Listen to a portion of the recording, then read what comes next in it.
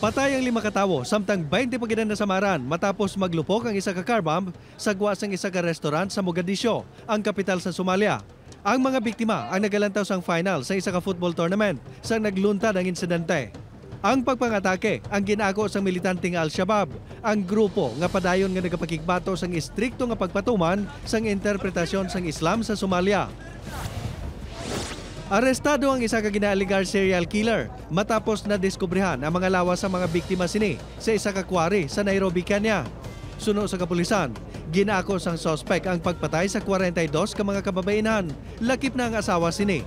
Ang sospek ang ginkilala kay Collins Jumaisi, 33 anyos, kag pumuluyo sang isa ka slum area sa Nairobi. Ang pagpamatay sini ang ginapasuni nagsugod pa sang 2022 kag ang pinakaulihi kung sa din ang asawa mismo sini ang yagin patay ang nagluntad sang July 11.